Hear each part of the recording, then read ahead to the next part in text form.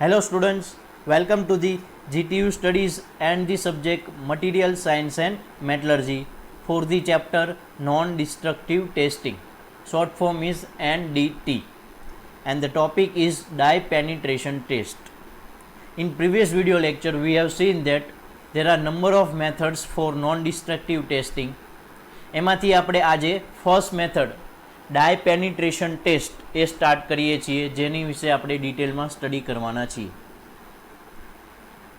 તો એમાંની first method આપણે સ્ટાર્ટ કરીએ એ પહેલાં થોડુંક રિપીટ કરાવી દઉં કે નોન ડિસ્ટ્રક્ટિવ ટેસ્ટિંગથી આપણે ક્રેક ફાઇન્ડ કરીએ છીએ. હવે તમને મેઇન પર્પઝ ખબર હશે, અને એ ક્રેક છે વિધાઉટ ડેમેજ ફાઇન્ડ કરીએ છીએ એ પણ તમને પર્પઝ ખબર છે.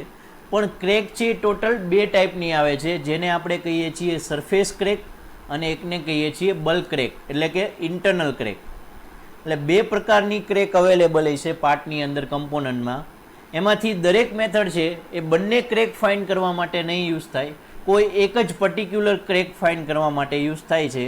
જેમાંની ડાય પેનિટ્રેશન ટેસ્ટ છે એ સરફેસ ઉપર રહેલી ક્રેક અથવા ડિફેક્ટ ફાઇન્ડ કરવા માટે યુઝ કરવાની છે. સરફેસ મીન્સ કોઈ પ્રોડક્ટ કે પાર્ટ છે એની સરફેસની ઉપર જો ક્રેક હશે તો તમે ફાઇન્ડ આઉટ કરી શકશો, પણ બોડીની અંદર હશે ઇન્ટરનલ પાર્ટ્સમાં તો તમે એ ડાય પેનિટ્રેશન ટેસ્ટથી તમે ફાઇન્ડ આઉટ કરી શકશો નહીં. એનું રીઝન શું છે તમને લાસ્ટમાં ખબર પડી જશે. તો સૌથી પહેલાં ડાય પેનિટ્રેશન ટેસ્ટ છે એ કયા પ્રિન્સિપલ ઉપર વર્ક કરે છે? તો મેં પહેલાં પણ તમને લાસ્ટ વિડીયોમાં કીધું હતું કે ડાય પેનિટ્રેશન ટેસ્ટ, એમાં પેનિટ્રેશન છે એ એક પ્રોસેસ છે. એમાં પ્રોસેસ છે એક પ્રકારનું લિક્વિડ છે એ ક્રેકની અંદર ફિલઅપ કરવાનું. એ લિક્વિડનું નામ છે પેનિટ્રેટ, એટલે એને પેનિટ્રેશન ટેસ્ટ કહેવાય. તો એ લિક્વિડ છે એ ક્રેકની અંદર કેવી રીતે વયું જશે? આપણને તો ક્રેક બતાતી નથી, તો આપણે તો આખી સરફેસ ઉપર એ લિક્વિડ છે એ લેયર બનાવી દેશું, પાથરી દેશું. એની મેથે જ ક્રેકની અંદર એ વયું જશે. એનું રીઝન છે એને કહેવાય કેપિલારી એક્શન ઓફ લિક્વિડ, જે તમે ફ્લુઇડ મિકેનિક્સમાં ભણી ગયા છો. Because of cohesion, adhesion, surface tension, fluid છે એની મેથે જ મૂવ કરવા માંડે. કોઈ પણ જગ્યા જો એ જોવે, સ્પેસ હોય, પોર્સ અથવા ક્રેક્સ, એની અંદર એ ફિલઅપ થઈ જાય. હમણાં હું તમને વિડીયો પણ બતાવું એટલે પરફેક્ટ આઈડિયા આવી જશે. એટલે એ લિક્વિડની કેપિલારી એક્શનના પ્રિન્સિપલ ઉપર વર્ક કરે છે. હવે ક્રેક આપણને બતાતી નથી, એટલા માટે આપણે બતાવી એ રીતની પ્રોસેસ કરવાની છે. એટલે invisible cracks, porosity and other defects on the surface can be easily detected. કેવા મટીરિયલમાં આપણે ટેસ્ટ કરી શકીએ છીએ? તો ferrous material, non ferrous, plastic, glass, ceramic can be tested. આ બધા મટીરિયલ ઉપરથી આપણે ક્રેક ફાઇન્ડ કરી શકીએ છીએ. સૌથી પહેલાં સપોઝ તમારી પાસે આવો કોઈ પાર્ટ કે કમ્પોનન્ટ છે જેમાં તમને બતાવી છે એ પ્રમાણે ક્રેક અવેલેબલ છે, પણ માની લો કે એ તમે જોઈ શકતા નથી, કારણ કે વિઝ્યુઅલી પોસિબલ નથી એવી કોઈ રીતે ક્રેક છે. તો એ ક્રેક છે એ તમે ફાઇન્ડ આઉટ કરવા માટે શું કરશો? પહેલાં તો તમને એ બતાતી નથી, એટલે તમારે સપોઝ આને ફાઇન્ડ આઉટ કરવી હોય તો સરફેસ ઉપર હશે તો તમારે જોઈને જ ફાઇન્ડ આઉટ કરવી પડશે. તો એ વિઝ્યુઅલી આંખથી દેખાઈ જાય એ માટે શું કરશો? તો એના માટે અમુક પ્રકારના લિક્વિડ તમે ઉપર એડ કરશો, જેને કહેવાય ડાય પેનિટ્રેશન ટેસ્ટ. એટલે આપણે આવી કોઈ પ્રોસેસ કરવાના છીએ, એ મેથડનું નામ છે ડાય પેનિટ્રેશન ટેસ્ટ. એટલે સ્ટેપ હું તમને કહું છું હવે એની પ્રોસેસ સ્ટેપ બાય સ્ટેપ. એમાં સૌથી પહેલું સ્ટેપ, સપોઝ તમારી પાસે આવો કોઈ પાર્ટ છે એ ઘણા બધા ટાઈમથી યુઝ થાય છે અથવા તો ઘણા બધા ટાઈમથી આમનામ પડેલો છે, તો એના ઉપર ઘણી બધી ડર્ટ હશે, કચરો, ધૂળ હશે, જે આ ક્રેકની અંદર ફિલઅપ થઈ ગઈ છે, પણ આપણને નથી બતાતી, પણ છે એની ડર્ટ જે છે, કચરો, ધૂળ છે, એ તો એની અંદર ફિલઅપ થઈ ગઈ હોય. તો સૌથી પહેલું સ્ટેપ હોય એને સાફ કરવું, તો તમે એને વિઝ્યુઅલ ઇન્સ્પેક્ટ લાસ્ટમાં કરી શકશો. એટલે હવે આપણે એને સ્ટેપમાં જઈએ, વન બાય વન સ્ટેપ જોઈએ. તો સૌથી પહેલો જો આવો ઇમેજ જોઈ લો, જેમાં ક્રેક હશે, પણ એ ક્રેક છે એ ડર્ટથી ફિલઅપ થયેલી છે. એટલે સૌથી પહેલું આને સાફ કરવાનું, ક્લીન કરવાનું કામ થશે. એટલે પ્રોસિજરમાં ફર્સ્ટ સ્ટેપ આવશે ક્લિનિંગ. એ ક્લીન કેવી રીતે થશે? તો એના માટે ક્લીનર આવે છે, એક પ્રકારનું લિક્વિડ, એ તમને હમણાં બતાવું. એ ક્લીનર એપ્લાય કરશો એટલે ક્લીન થઈ જશે. એ થઈ જાય પછી ક્લીનર છે એ લિક્વિડ છે એટલે થોડુંક આ હજી ભીનું હશે, વેટ હશે, એટલે એને સાફ કરી દો કોઈ એક કપડાથી, જેને કહેવાય ડ્રાઇંગ. સૂકું કરવું આને, એટલે આને ડ્રાઇંગ કરી દીધું, આઈડિયલી ક્લીન કરી દીધું. હવે આ ક્રેક છે એ એકદમ સાફ થઈ ગઈ, આપણને હજી બતાતી નથી, એટલે આપણે આખી સરફેસ ઉપર પેનિટ્રેટ લગાડી દઈશું. એટલે એ થર્ડ સ્ટેપ, થર્ડ પ્રોસિજરને કહેવાય એપ્લિકેશન ઓફ પેનિટ્રેટ. વન પ્રકારનું એક લિક્વિડ છે. એટલે અહીંયા એક છે આપણે પેનિટ્રેટ ફિલઅપ કરી દીધું. હવે ક્રેકમાં પણ એની મેથેજ વયું ગયું હોય છે, કારણ કે કેપિલારી એક્શન મેં કીધી એ પ્રમાણે. હવે આપણે બીજી કોઈ સરફેસ ઉપર પેનિટ્રેટ રાખવું નથી, ક્રેકમાં ફિલઅપ થઈ ગયું આપણને ખબર છે, એટલે ઉપરથી આપણે પેનિટ્રેટને પાછું રિમૂવ કરી દઈશું. એટલે ફરીવાર એક ક્લિનિંગ પ્રોસેસ કરવી પડશે, જે લાસ્ટ સ્ટેપ અને ફર્સ્ટ સ્ટેપ વચ્ચેનું છે, એટલે એને કહેવાય ઇન્ટરમીડિયેટ ક્લિનિંગ. એટલે અહીંયા ફરીવાર ક્લિનિંગથી સાફ કરી દઈશું. ક્રેકમાં જે પેનિટ્રેટ વયું ગયું છે એ ક્લીન નહીં થાય. હવે ક્રેકમાં પેનિટ્રેટ વયું ગયું છે અને હજી તમે વિઝ્યુઅલી ઇન્સ્પેક્ટ નથી કરી શકતા. વિઝ્યુઅલી ઇન્સ્પેક્ટ નથી કરી શકતા એટલે એની ઉપર હજી ત્રીજા પ્રકારનું લિક્વિડ ઉમેરવાનું, જેને કહેવાય ડેવલોપર. એ ડેવલોપર એટલે રાખ્યું છે કે ક્રેક છે ઉપર તમે જોઈ શકો એવી રીતે ડેવલપ કરીને આપશે. એટલે કે એપ્લિકેશન ઓફ ડેવલોપર, એ પણ લિક્વિડ છે.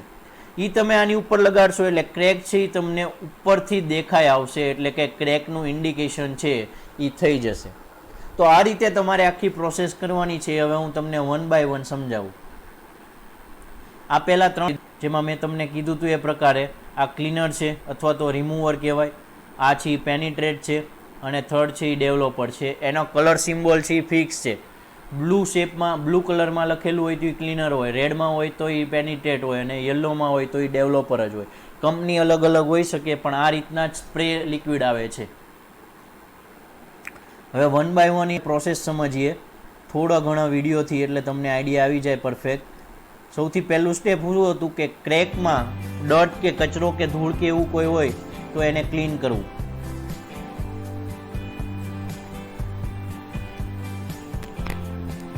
તમે જોઈ શકો છો સૌથી પહેલાં જો સ્પ્રે લિક્વિડ કરવામાં આવ્યું, જેને કહેવાય ક્લીનર, જેથી કરીને ક્લીન થઈ જશે, અને પછી એનું ડ્રાઇંગ કરવાનું, એટલે કે કોરા કપડાથી એને લૂછી નાખ્યું.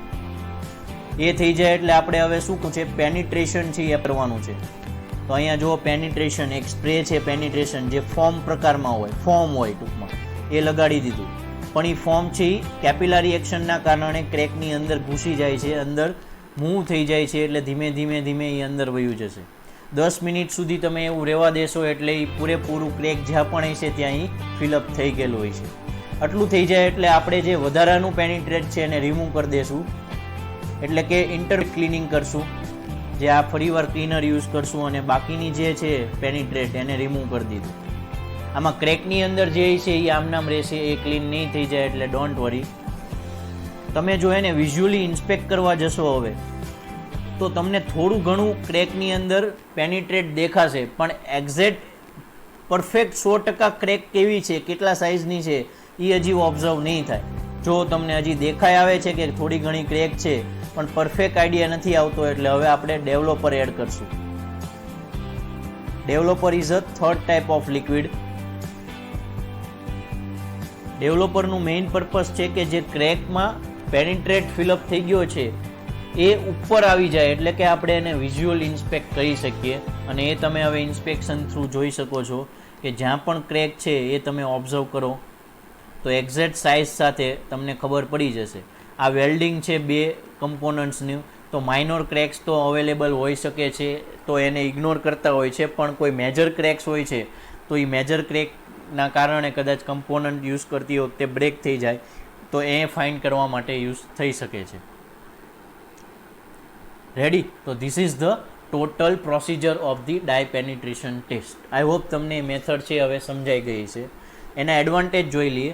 એડવાન્ટેજ વખતે ખાસ ધ્યાન રાખવાનું એક એડવાઇસ આપું છું. એડવાન્ટેજ છે એ ડાય પેનિટ્રેશન ટેસ્ટના બીજી બાકીની ટેસ્ટની કમ્પેરિઝનમાં લખવાના છે. એટલે એવું નથી લખવાનું કે એનડીટીના એડવાન્ટેજ શું છે. એટલે એનડીટીનું એડવાન્ટેજ હતું કે એ પ્રોડક્ટને ડેમેજ નહીં કરે, એમાં ઇઝીલી થઈ જશે. તો બધી એનડીટી ટેસ્ટ છે એ કોઈ ડેમેજ નથી જ કરવાની, પણ આપણે એકબીજાની કમ્પેરિટિવમાં લખવાની છે. આપણે એનડીટીના ડીટીની કમ્પેરમાં નથી લખવાના.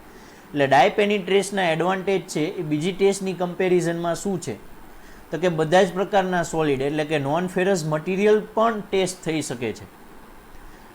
એટલે મેટાલિક અને નોન મેટાલિક મટીરિયલ પણ ટેસ્ટ થઈ શકે છે. મેટલની અંદર નોન ફેરસ પણ થઈ શકે છે, અને નોન મેટલ હોય તો પણ ટેસ્ટ તમે કરી શકો છો.